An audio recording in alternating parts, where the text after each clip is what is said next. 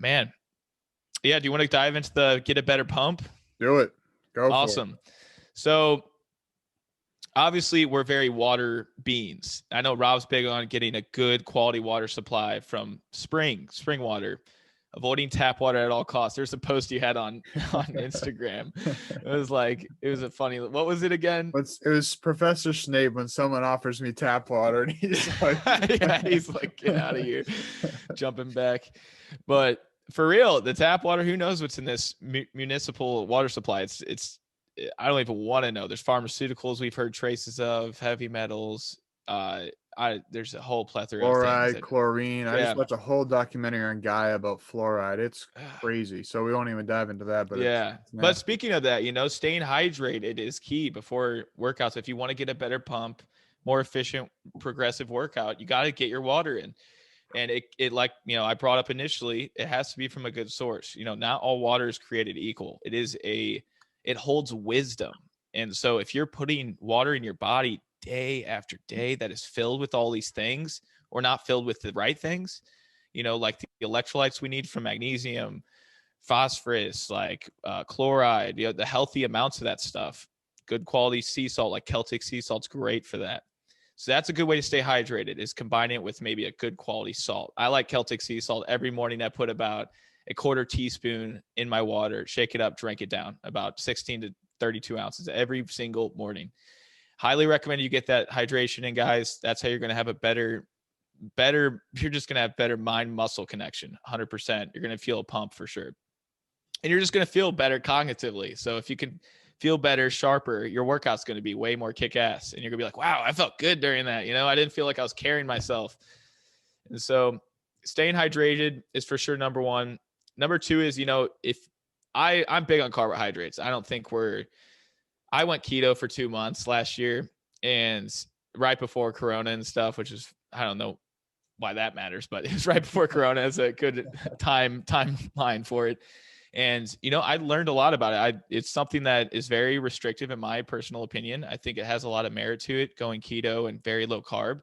But personally, if I want to get a really efficient workout, I like to have some sort of carbohydrate source beforehand, whether it's a ton of fruits. And, I'm tapping into this food combining lately. And so, even putting fruit with like oatmeal, it's just not those two do not work well together, because it's a starch with a fructose, and the fruit absorbs a lot quicker and digests quicker. And so when you put it with a starch like that, it kind of ferments in the gut weird. And so that's like an ancient Ayurvedic technique. But yeah, focus on food combining. But when you have your carbohydrates, I like to get, maybe an hour and a half, 2 hours prior to my workout, a good amount of carbs, maybe 50 grams of carbs, 100 grams of carbs from good complex sources. It could be black beans, high pressure cooked.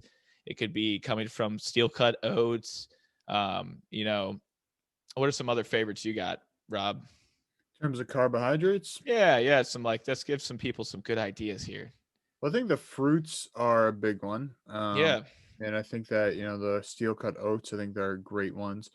And I think that for me, I think it's just about quality at the end of the day. For me, it's like avoiding gluten. I mean, I love bread. Bread's freaking awesome, but I don't want to have that before a workout, because it probably won't be the best workout fuel. I think that something like the power shaker, the green juice, which has some carbs in there. I love to have carbs and proteins before. I like to have the aminos. I think those are extremely helpful.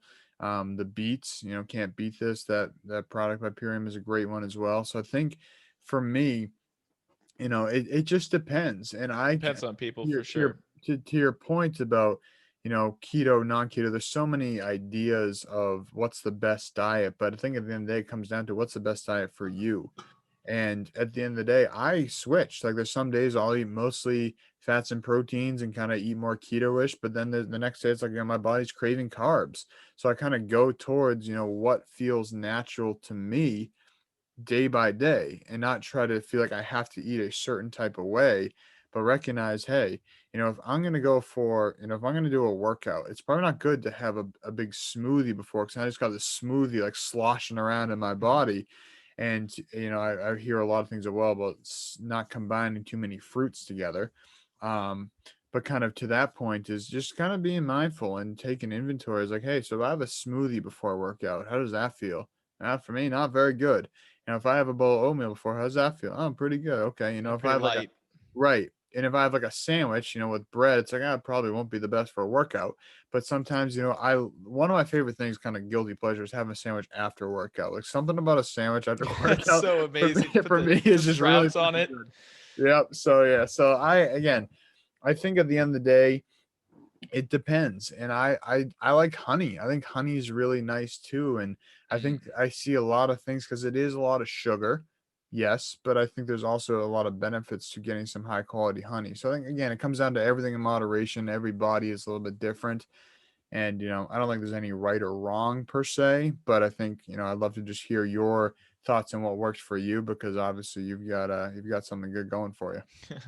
Yeah, man, it's stigmatized. Carbohydrates, sugars, and even sugars coming from honey are stigmatized. And it's like, come on now. Like, there's something all about timing. Every time I decide I'm going to have some sort of thing that will spike my blood sugar, and just because I'm at this point where I'm very intuitive with it, I have to understand, am I moving after this in any way, shape, or form? Am I going on a walk, or am I going to be sitting on my couch working on my laptop? Like, I got to make sure to keep in mind movement is key. You can prevent any sort of insulin resistance just from simply moving more, like after eating carbohydrates. And yeah, human beings predominantly run really, really efficient off of ketones. And so if you can attain this metabolic flexibility, which is basically being able to have, let's say, a Pop Tart, you'll be able to bounce back, the next couple of hours and have just normalized blood sugar. That is metabolic flexibility. But if you are insulin resistant and you are lacking that flexibility, you can have that Pop Tart. Not saying you eat a Pop Tart, guys. Please don't eat a Pop Tart. It's like the most toxic thing on the planet. But if you eat that Pop Tart, and you're metabolically flexible, it's gonna go down in the next 2-3 hours, and you're gonna be feeling sharp. You're not gonna be feeling lousy afterwards. But the key is, was I moving right after that Pop Tart? And so, one thing I like to orient all my kind of sugar and carbs before and after my workouts for sure.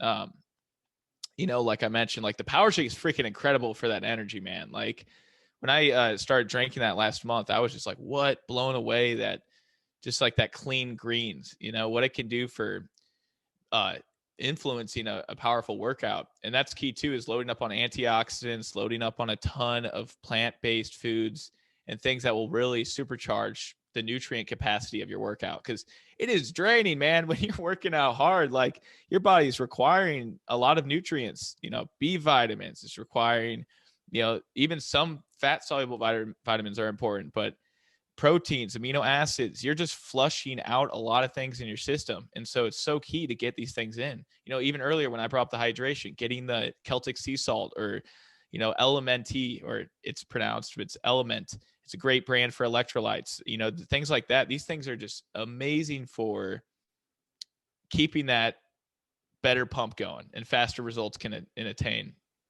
So yeah, focusing on all the nutrients before the workout and after are key. So staying hydrated, eating carbohydrates are one of the things I like to do.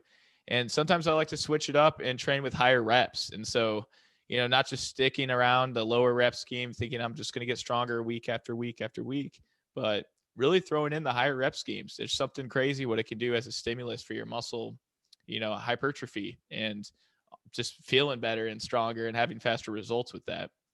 And playing around with like shorter rest periods are pretty important too. Not just relying on, oh, I got this 2 to 3 minute rest period. Let's just take advantage of this. But some days just be like, no, I'm actually only resting 30 seconds to a minute. I got to hit this again. And although you will not hit as many reps as you would with 2 to 3 minutes, getting that nice rest in, it's definitely powerful for having that little stimulus on muscle growth. I'd say another one would definitely be performing isolation movements. You can get faster results and a better pump from focusing on certain muscle groups more specifically because you're flooding blood and nutrients, like I mentioned earlier, into the muscle.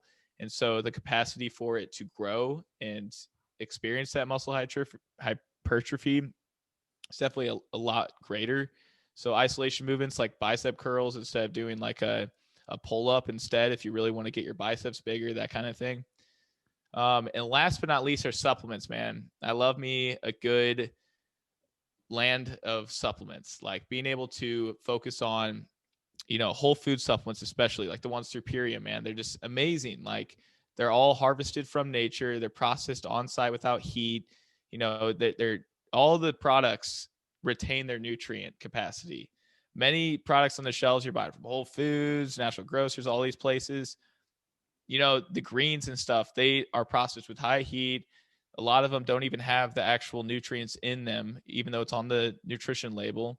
There's a lot of discrepancies out there, but Purium takes the initiative and like they literally take it to another realm when it comes to processing quality supplements. What are I some of your agree. favorites for what, like preparing for a workout or exercise, in your opinion? Because you've been with Purium a little bit longer, so you have some good expertise with them, Rob. Yeah, I mean, I'd say just to kind of start on that front is one thing that I really like about Purium and all the things you mentioned, low heat. But I think a big thing is that with a lot of greens and juices in general, there are so many fat soluble vitamins out there that if you're not getting fats with your juices, you're kind of missing out on a good chunk of change. So that's what I like is, they have like the rice bran solubles in there. So that helps add a little bit of fat and fiber. So now you're getting more of like almost more of like a meal and you're getting some Mm. fats in there so your body can actually absorb those fat soluble vitamins. So remember that was one thing that I used to work at a juice bar a number of years ago, and people would come in here and order juices after a workout or, just whenever, and they're just getting juice and there's no fat. And I'd be try to recommend them, hey, why don't you like get one of these bars too, or why don't you, get some like a smoothie with some peanut butter or something, like something with some fat. And they're like, oh no, like I'm good. It's like like it's not me just trying to sell you. It's like Yeah. if you're trying to get the most out of the money you're spending here, it would make more sense to get a little fat in there. So I think that's a big thing for me that I always tell people is like, hey, that's one thing I love about the power shake is there's fats in there. And like you said, whether it's for the ketones or whatever your reasoning is, but just simply to get the fat soluble vitamins is really important. And now in terms of workout, pre-workout or post-workout, I mean the super aminos are good any time of day, first of all. Those are some of my favorite things, especially chewing those up, before a workout. Also, part of me now, it's like it's almost like that response. If I chew up some aminos, I make a can't beat this. I like the can't beat this, which is basically beet juice for those listening. Is beet juice dilates the blood or opens up the blood rather the blood vessels, so it allows more blood to flow. Um, and there's a so you get that in there. I do that. The can't beat this with a little carrot juice plus, and I have some raw ginger root powder from a local place around here. And so Mm. at the juice bar, we used to have like beet, carrot, and ginger, and that was one of my favorite juices. So now, kind of making that myself, and then chewing up some aminos, and then sometimes I'll throw a little creatine in there, depending on what my goals are. But it's like that to me is kind of the best pre-workout, and then post-workout. I really like, a lot of times I'll do aminos before and after. I just think amino acids are such an important piece, especially when they're pre-digested like these ones are. So you're getting them extremely quickly. They're When I kind of, essential amino acids. They aren't right, some bullshit BCAAs. right. And to me, when I think of the essentials of like the most basic level of life, I think of amino acids, I think of probiotics, and I think of enzymes. So I like to think of those three as kind of like, your basic for micronutrients. And of course, there's so many layers and levels we can get into with that. But I think that most of us, because of the food we're eating, we're not getting the right probiotics. We're not getting the live enzymes from a lot of these raw foods that we'd be eating. So I think that focusing on getting, as many amino acids as we can in a high quality source is really essential.